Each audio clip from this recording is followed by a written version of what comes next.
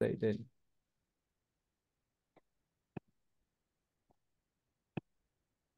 Okay, so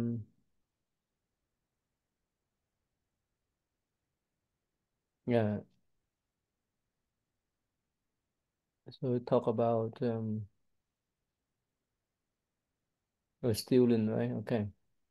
This is why I teach the bhikshu to beg for food so that they can overcome cupidity and realize Buddhi. They do not cook themselves and pass their remaining years as transitory drivers in the three realms of existence to prove their last transmigration without incarnating again. How can thieves who wear sandal robes act as the Tathagata's mongers and commit karmic deeds, claim that they all preach the Buddha Dharma? They are not true livers of home and are not advanced in Hinayam, Disu, the deceived and incalculable numbers of living beings, cause them to fall into the realm of un intermittent hells. So that's understandable, right? So the Buddha say whoever become monks, there's no way for them to steal again.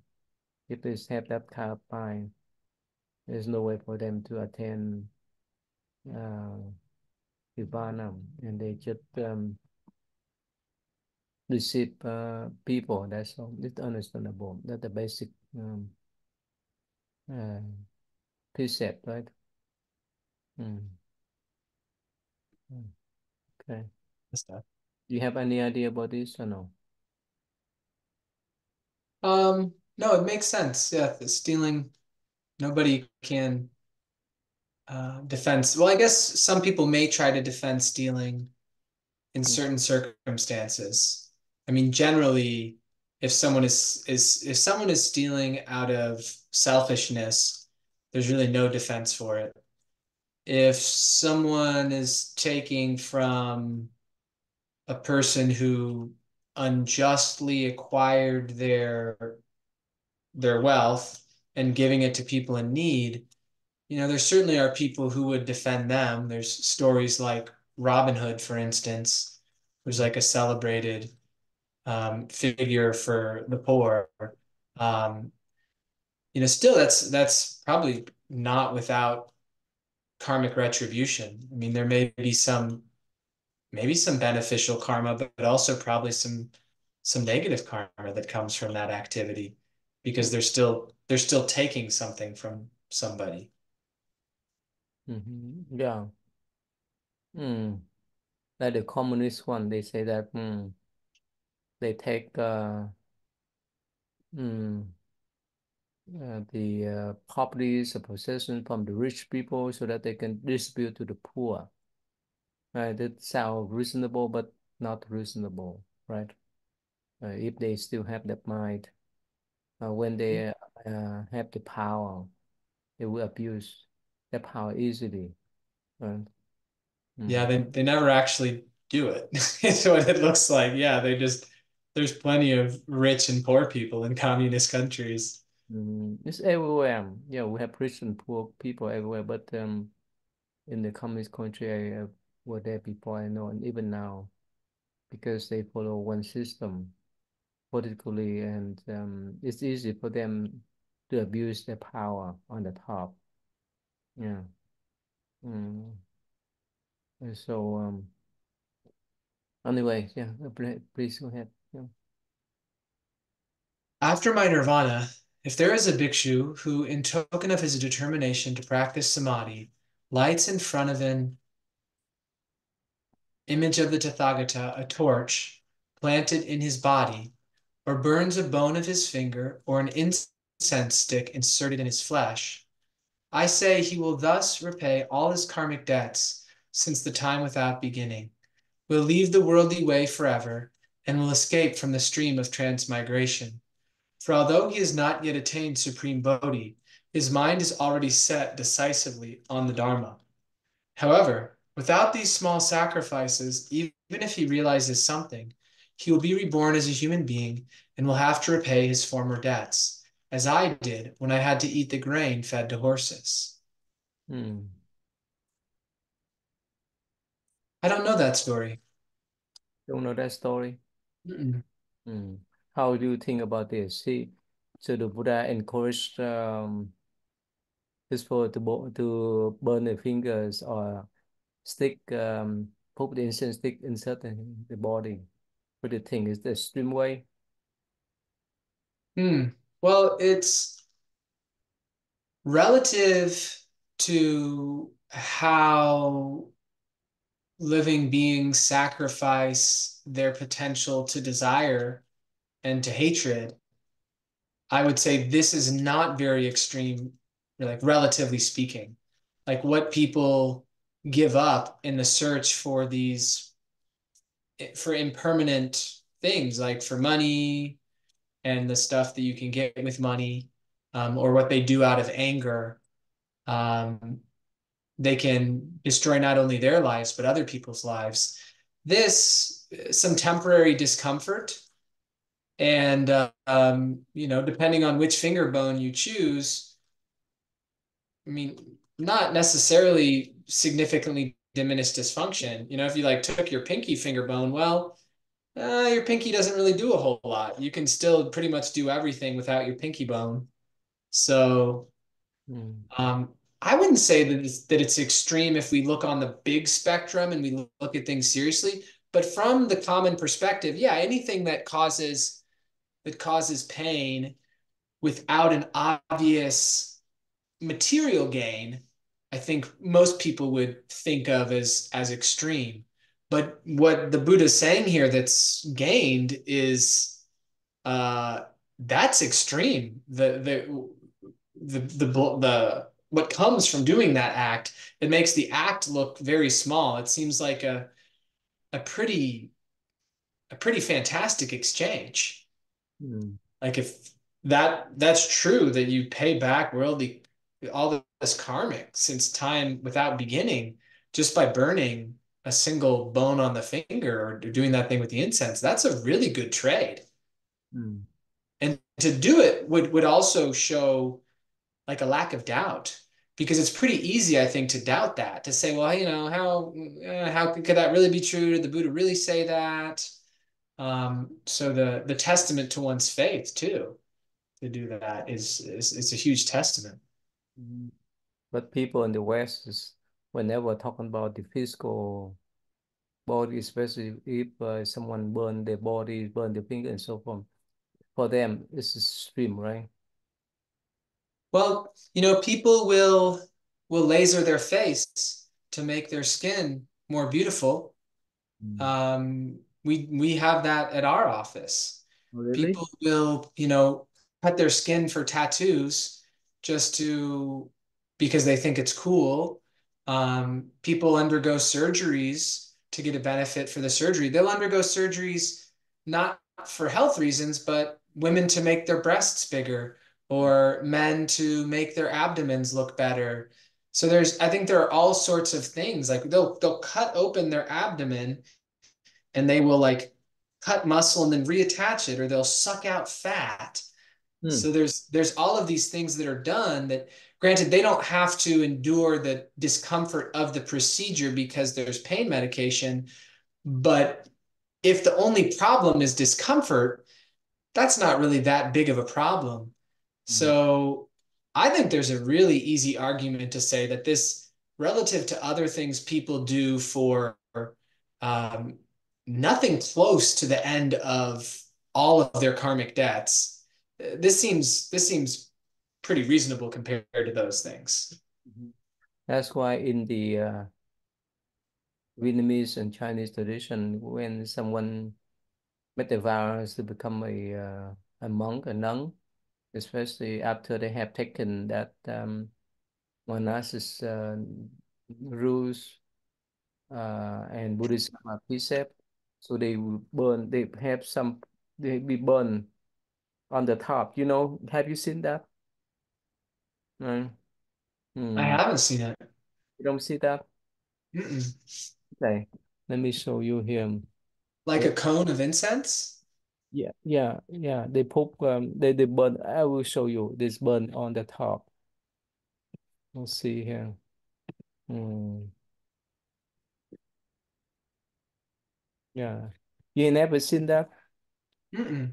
And when I took the precepts, they burnt my forearm with the incense. They push it into the skin of the forearm. Really? Hmm. Let me. Okay, let me share with you this image here. You see this? Yeah. You seen that before? Uh, no. I mean the pressing the incense, I've Mm. seen that on just on the forearm. I've never seen it on the top of the head. I think I've noticed marks on the tops of the heads of monks, but I didn't know why. You know now, right? It's, Yeah. mm. So it's usually right after they receive the monk precept and Buddhist precept. Yeah, I did that. It's pretty painful. I did, Hmm. and usually they put the um, the watermelon around to cool down the heat. Oh, afterwards? No, no, cool down the heat. They put around cool down the heat. You see, sometimes some of them they may get infection too, but it's doable. You see that? Yeah. Well, I mean, I would think the burning of the finger Hmm. off while it's still attached, that would have to hurt way more because it would last longer. And I even wonder, like, how is that done? Like, what is the finger like coated in something highly flammable? Like, It's, how is that achieved? it's not easy, yeah. But I think in the Lotus Sutra, the chapter of medicine Bodhisattva, right? Mhm. And it's Yeah, that Bodhisattva burned himself as a form of preference, right? like over and Af- over. After he done with that life, he came back and burned two ham, right? But yeah, for the Buddhists, they just see in the physical way, but in the spiritual way, we say that when we burn, actually, then when that Buddhist burn the body, it represents that he let go of the physical attachment. That's one life. And that life is when he burned his two hands, it represent that he let go of the attachment to the duality, good, bad, black, white, and so forth. That's the meaning there. So most of the time, people just see in the physical way. Hmm. And you know why? You know, the monk who burned himself in the 60s. You know about that, right? Yes, yes. It's a famous picture of that. He decided sutra, Lotus Sutra, for I think he say for more than 40 years. And when the President Jim, who is Catholics, oppressed the Buddhist communities, Buddhist people, so he made the vows to burn himself as a form of protest. And even now, they more than 150 Tibetan Buddhist monk, nun, laymen, laywomen, most of them were young. They burned themselves to protest the Chinese communists. You know about that, right? Yes. Mhm. Yeah, some of them weren't able to stay still during it. They got up and ran around because it was so terrible. So painful. Anyway, so uh, yeah, I discussed this chapter with Dr. Michael. For him, it's so extreme. Hmm. What do you think? It's a extreme way. Well, oh, my phone's dead. Okay. I was gonna show you a picture. So like I said, we have just being a normal person, right? We have a laser at the office. And I did a video where I lasered my whole face to the point where it's bleeding. And that's for, you know, it's not really even for anything significant. The skin will still age it creates a temporary effect where the skin gets some reduction in wrinkles and it smooths and stuff, and so people want that. But I just like in the there's an example of this with the person who's seeking a vision of Avalokiteshvara, where they go and they like go to the temple, and then after a few years they give up and they leave, and then they run into like that farmer who's trying to get rid of a rock by polishing it with a stone. That was one of the things that, like, it's the third time they leave, they run into the dog that's got has maggots eating it. But the example is that if normal worldly people will go through these things for such frivolous reasons, like what should someone who's really set their mind upon like the Buddha way? I mean, surely, you know, that those the demonstrations of sincerity should go beyond what a normal worldly person would do for worldly pursuits. Hmm. Yeah, that's a different for the common people. There's no way for them to understand why those monks sacrifice or burn themselves for um, for the cause of their religion. Actually, one of our Zen master, Su Yun, disciple, one day he went to see him and say, Master, tonight, please excuse me, I will go to the Pure Land of Amitabha Buddha. So after that, late at night, so he stayed in his hut, and somehow the master saw that hut was burning. And yes, the master knew what happened. So the next morning, when he went to went back to the mountain where the husk was burning, so yes, he and his student saw that monk who was still sitting as a normal way, Hmm. in the normal position, in a normal feature. But when they touched his body, everything was collapsed because it's because the ash. Hmm. And of course, during the Buddha times too, when the Buddha said, "Oh, this body is impure, this body is source of suffering," so some of them they ask other people to kill them so that they can get rid of this body. But from that time, Buddha say, "No, no way, no, you guys cannot do that. That's against the precept." But in other occasion, with some monks that were sick too much that they couldn't handle the pain, so they kill themselves. And other case that there's a monk after some realization they kill themselves and attain nirvana. But it's not usual, but only some cases. So Buddha sometimes Buddha recognize some of them because they uh,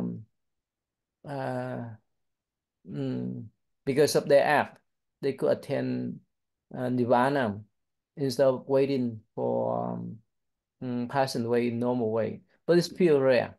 In general, the Buddha say no, the guy cannot do that. But here again, go back to our discussion with the this sutra and the um Lotus Sutra. Yes, only right, only when someone really dedicate, right, for the cause of Dharma and let go of this attachment to the physical body, right? They couldn't do that. Otherwise, no, it's not easy. And for the lay people, right, for the common people, let's go beyond their thinking, right? Oh Mm. yeah. Yeah, absolutely. And if everybody did it, well, then nobody would be around to teach anything. So it makes sense to discourage people from doing it. And think and obviously not very many people want to do it. It's not appealing, the idea, because it has to, I mean, it has to hurt. Like, I can't even imagine. Yeah. Anyway, so let's just go back again. Yeah, only when we are sincere enough to make that vow to do, right? Otherwise, no way, right? Yeah. Before I move on, so there's during that time, during the 60, after that monk, Vietnamese monk, burned himself to protest, right? And there's some of them, the other monk, other young monk, they follow the suit. They can imitate. Some of them were successful mm, to do that. So means some of them they burn themselves as a form of protest to imitate and to follow that path. There's one particular guy. I don't call him monk anymore. So he tried to burn himself, but he failed. And guess what? After 1975, he escaped from Vietnam to United States, and he disrobed. Not only he disrobed, but also he converted into Christianity. And guess Mm. what? He became a pastor. And from that time on, he wrote a books, and also he in his preaching he uh, he denounced Buddhism. Mm. Yeah, I don't know what happened to him now. It's been several years already. So he published the book is from the Kasha to the Cross in Vietnamese. It is say that how he convert from a Buddhist monk into the Christian pastor. Basically, he kept compare uh, Buddhism and Christianity in a negative way. I mean that Mm. he denounced Buddhism and praised Christianity. Mm. So yeah. So anyway, his when reading his explanation about Buddhism, his understanding of Buddhism is elementary level. That's why somehow we could not recognize the beauty or recognize uh, the profound philosophy and practical approach of Buddhism. That's why he convert and denounce Buddhism too. Just be sad. Okay, all right. Uh, that's why, and if something doesn't come from our own mind, if we just imitate other people, that's a danger there too, right? Yeah. Well, If definitely.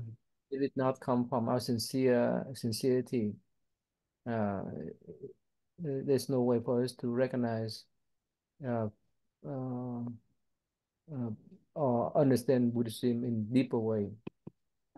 Okay, let's move on. Okay, so mm, okay. Then you should teach worldly men who practice samadhi not to steal. This is called the Buddha profile teaching of the third decisive this.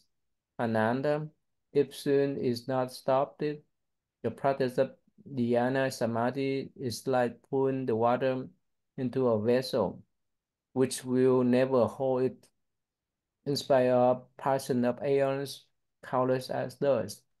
If this bhikshu do not keep garments in excess of what he needs, gives to others, or put in excess of his requirements, join his two palms to salute the communities and regards at the prayers, abuse, and blows.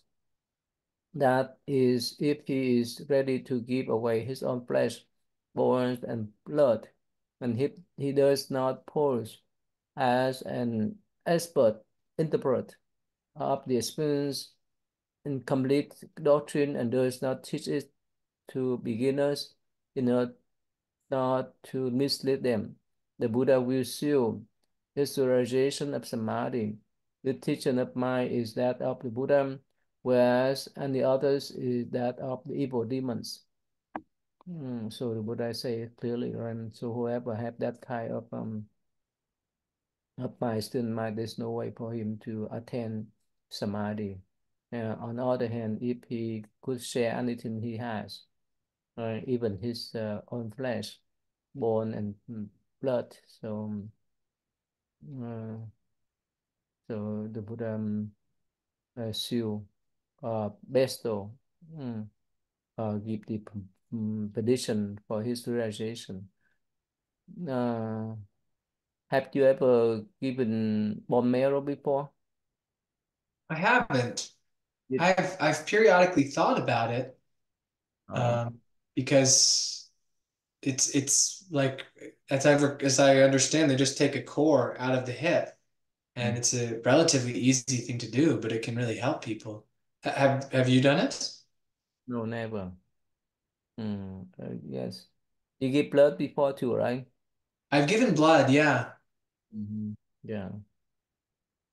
So to draw out the bone marrow is painful or no? Yeah. But they'll usually do something to make it less painful. There's about a there's a 6% risk. So 6 out of 100 people will have chronic pain where the bone marrow was taken from. Like the area will just hurt for years. But most people, it heals and it's fine. But the bone marrow, they come back again or no? Yeah. They do? Yeah. Some people will do it to get stem cells for themselves to inject into other parts of their body. Oh, It's really? the same sort of procedure. Yeah. Oh, okay. Hmm. Wow. Hmm. Remember the story that the Buddha in the past he was a prince and he jumped out to sacrifice his body for the tigers, right? You remember that story, right? Yes. It's it's beyond the human thinking, right? Hmm. Yeah. It's generally, get away from the tigers as best you can. So he sliced his flesh to give to the eagle, right? To save a pigeon. You know that story, right? Yes. Mm. So it's go beyond human thinking. There's no way for us to do. Right? Yes. I remember reading when I was in Corridon and you gave me the book of the monk's Vinaya, that if a monk is living in a cave for the winter and they happen to get some sort of like body louse or mite, they're not allowed to kill it, but they should remove it and put it into a small container and then periodically cut off bits of their flesh to feed to the body louse. Yeah. Mhm. But if that stream have, let's say, uh, if we have so many mouse or rat run around the house, or the ant, the bug, and so forth, how could we deal with them then? You have that, you may not have that problem, right? We at our old house actually we did have that problem because I had a compost outside and the compost was just in the ground, and so it became colonized with so many mice, and then the mice moved into the house. We also had an issue with ants. We had because it was an older house and there was ways for them to get in, and so we would regularly have ants. The mice, we had these traps that wouldn't kill them, but still we couldn't get them all. When we moved, our attic, we saw there was so much mouse poop in there. Um, and the ants eventually, Lisa, well, no, I don't think she ever did. She every once in a while she would talk about getting an exterminator, but I don't think she ever actually did. Mhm. But yeah, I mean, if it's really bad, it can be a health hazard. Mhm. In certain parts of the country with mice, their poop can contain deadly viruses, Mhm. Mhm. so it can be tough there. But I think the key is making sure there's not things for them to eat, and then they won't come around. Right. Yeah, if we keep the house clean, so they won't come. If we have dirty house, right, that's the invitation for them to come. Anyway, so that's related to the health issue, and And when we talk about sacrifice our life for those animals, it's no way. In this modern age, right? Not easy. Mhm. Mm. Okay, so can we stop here today? Oh yes, I. Mm.